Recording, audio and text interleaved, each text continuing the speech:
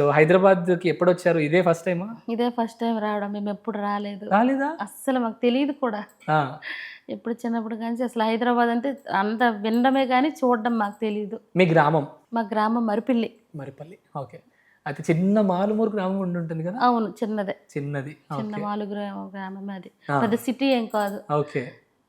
వ్యవసాయం చేసుకొని బ్రతకడమే. అవునా? అక్కడి నుంచి వచ్చిన డబ్బుతోనే మీ పూట గడుస్తుంది. హ్మ్. ఇంకేం లేదు.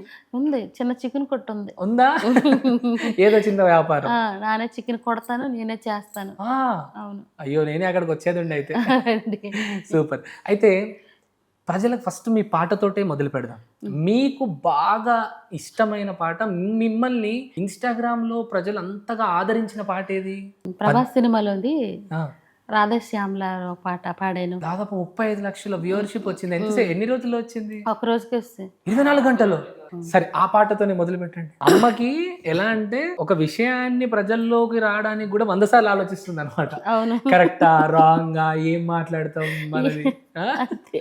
కదలడమే మరిచెనుగా కాలాలు మిమ్మే చూసి అనుకువగా నిలిచెనుగా వేగాలు తాళాలేసే ఎచటకు ఏమో తెలియదుగా అడగనిలేని చిలిబిడిగా